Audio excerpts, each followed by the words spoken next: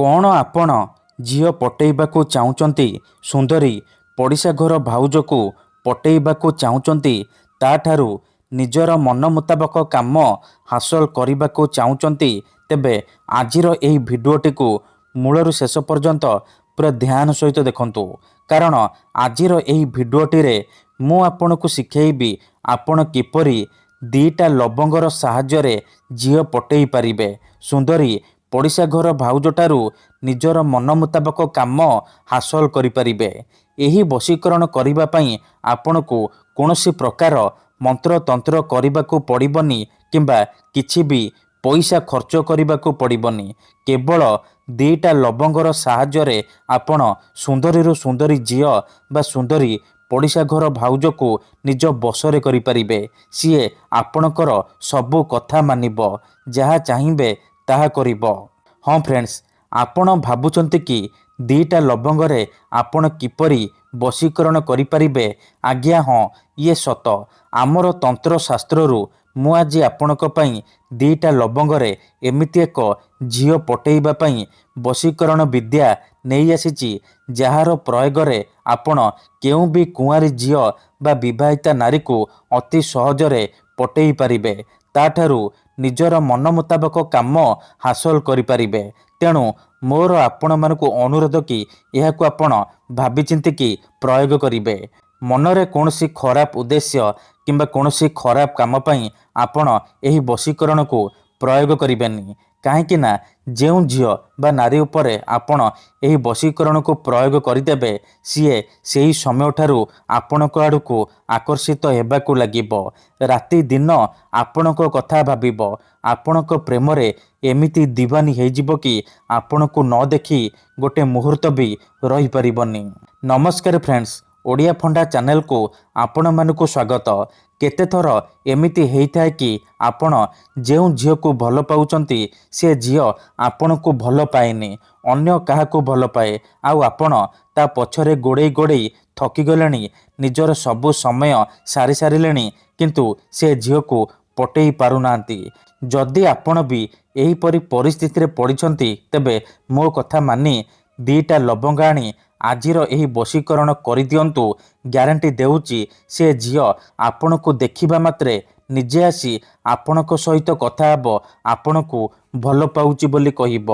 ଯଦି କେଉଁ ଝିଅ ଆପଣଙ୍କୁ ଧୋକା ଦେଇଛି, ଛାଡ଼ି ପଳେଇଛି, ଆପଣଙ୍କର ନମ୍ବର ବ୍ଲକ୍ କରିଦେଇଛି, ଅନ୍ୟ କାହା ସହିତ କଥା ହେଉଛି, ଅନ୍ୟ କାହାକୁ ଭଲ ପାଉଛି, ତେବେ ମାତ୍ର ଥରେ ଦୁଇଟା ଲବଙ୍ଗ ଆଣି ଏହି ବଶୀକରଣ କରିଦିଅନ୍ତୁ। ସେ ଝିଅ ନିଜେ ଆସିବ, ଆପଣଙ୍କର ପାଦ ତଳେ ପଡ଼ିବ, ଆପଣଙ୍କୁ ଭଲ ପାଉଛି ବୋଲି କହିବ। ଆପଣଙ୍କୁ ନ ଦେଖି ଗୋଟେ ମୁହୂର୍ତ୍ତ ବି ରହିପାରିବନି। ଏହି ବଶୀକରଣ ସାହାଯ୍ୟରେ ଆପଣ ଶାଶୁ, ନଣନ୍ଦ, ଦିଅର, ଭାଉଜ କାହାକୁ ବି ନିଜ ବଶରେ କରିପାରିବେ। ତା'ଠାରୁ ନିଜର ମନ ମୁତାବକ କାମ ହାସଲ କରିପାରିବେ। ଠିକ୍ ଅଛି, ତେବେ ଏହି ବଶୀକରଣ ଆପଣ କିପରି କରିବେ, କେମିତି କରିବେ, ଦୁଇଟା ଲବଙ୍ଗରେ ଆପଣ କିପରି ଝିଅ ବା ନାରୀକୁ ପଟେଇବେ, ମୁଁ ଆପଣଙ୍କୁ ଶିଖେଇବି। ଜାଣିବା ପାଇଁ ଭିଡ଼ିଓଟିକୁ ପୁରା ଧ୍ୟାନ ସହିତ ଶେଷ ପର୍ଯ୍ୟନ୍ତ ଦେଖନ୍ତୁ। ଅଧାରୁ ଛାଡ଼ିକି ପଳେଇଲେ କିମ୍ବା କାଟି କାଟି ଦେଖିଲେ ଆପଣ କିଛି ବି ବୁଝିପାରିବେନି। ପରେ ଆପଣ କହିବେ, ଗୁରୁଜୀ ଆପଣଙ୍କର ବଶୀକରଣ କାମ କରୁନି। ଦେଖନ୍ତୁ, ଯେଉଁପରି ଆପଣ ଭଗବାନଙ୍କୁ ମାନୁଛନ୍ତି, ଭଗବାନଙ୍କ ଉପରେ ବିଶ୍ୱାସ ରଖିଛନ୍ତି, ନିଜର ସବୁ ଦୁଃଖ କଷ୍ଟ ଅସୁବିଧା ଭଗବାନଙ୍କୁ ଜଣାଉଛନ୍ତି, ଯଦି ସେ ଅସୁବିଧାର ସମାଧାନ ନ ହେଲା ତା'ର ମାନେ ନୁହେଁ କି ଭଗବାନ ନାହାନ୍ତି। ସେହିପରି ମନ୍ତ୍ରତନ୍ତ୍ର ହୁଏ, ବଶୀକରଣ କାମ କରେ, କିନ୍ତୁ ଏହାକୁ ଆପଣଙ୍କୁ ସିଦ୍ଧ କରିବାକୁ ପଡ଼ିବ। ପ୍ରୟୋଗ ବିଧିକୁ ଠିକ୍ ଭାବରେ କରିବାକୁ ପଡ଼ିବ। ମୁଁ ଆପଣଙ୍କୁ ଯେମିତି ଶିଖେଇବି ଆପଣଙ୍କୁ ଠିକ୍ ସେହିପରି କରିବାକୁ ପଡ଼ିବ। ତେବେ ଯାଇ ମୁଁ ଆପଣଙ୍କୁ ଗ୍ୟାରେଣ୍ଟି ଦେଉଛି ଆପଣ ଯେତେ ସୁନ୍ଦରୀ ଝିଅ ବା ସୁନ୍ଦରୀ ଭାଉଜକୁ ଚାହିଁବେ ଅତି ସହଜରେ ନିଜର କରିପାରିବେ। ତା'ଠାରୁ କିଛି ବି କାମ ହାସଲ କରିପାରିବେ। ଠିକ୍ ଅଛି, ତେବେ ଏହି ବଶୀକରଣ ବିଧି ଆପଣ କିପରି କରିବେ ଜାଣିବା ପୂର୍ବରୁ ଯଦି ଆପଣ ଆମ ଚ୍ୟାନେଲକୁ ପ୍ରଥମ ଥର ଆସିଛନ୍ତି, ତେବେ ଦୟାକରି ଚ୍ୟାନେଲକୁ ସବସ୍କ୍ରାଇବ୍ କରି ପାଖରେ ଥିବା ବେଲ୍ ଆଇକନ୍କୁ ମଧ୍ୟ ଦବାଇ ଦିଅନ୍ତୁ, ଯାହାଦ୍ୱାରା ଆମେ ଯେଉଁ ବି ଭିଡ଼ିଓ ଅପଲୋଡ଼ କରିବୁ ସର୍ବପ୍ରଥମେ ଆପଣ ଦେଖିପାରିବେ ଆଉ ତା'ର ଲାଭ ପାଇପାରିବେ। ମନେ ରଖନ୍ତୁ, ଏହି ବଶୀକରଣ ବିଧିକୁ ଆପଣ କେବଳ ମଙ୍ଗଳବାର କିମ୍ବା ଶନିବାର ଦିନ କରିପାରିବେ। ଦିନ 3ଟାରୁ ସନ୍ଧ୍ୟା 6ଟା ମଧ୍ୟରେ ଏହି ବଶୀକରଣ କରିବେ। ପ୍ରଥମେ ଆପଣ କ'ଣ କରିବେ, 2ଟା ଲବଙ୍ଗ ଆଣିବେ। ତାପରେ ଯେଉଁ ଝିଅ ବା ନାରୀକୁ ଆପଣ ବଶୀକରଣ କରିବାକୁ ଚାହୁଁଛନ୍ତି ତାର ଗୋଟିଏ ବାଳ ଆଣିବେ ଆଉ ଅଳ୍ପ ଟିକେ ଲାଲ ସିନ୍ଦୁର ଆଣିବେ। ଏତିକି ଜିନିଷ ଆଣିସାରିବା ପରେ ଆପଣ କୌଣସି ଏକ ଜାଗାରେ ବସି ପଡ଼ିବେ ଯେଉଁଠାରେ ଆପଣଙ୍କୁ କେହି ଦେଖିବେନି କିମ୍ବା ଡାକିବେନି। ତାପରେ ଗୋଟିଏ ଲବଙ୍ଗ ହାତରେ ଧରିବେ ଆଉ 7 ଥର ସେ ଝିଅର ନାମ କହିକି ଲବଙ୍ଗରେ 3 ଥର ଫୁଙ୍କିଦେବେ। ତାପରେ ଆଉ ଗୋଟିଏ ଲବଙ୍ଗ ଧରିବେ, 7 ଥର ନିଜର ନାମ କହିକି ସେ ଲବଙ୍ଗରେ ମଧ୍ୟ 3 ଥର ଫୁଙ୍କିଦେବେ।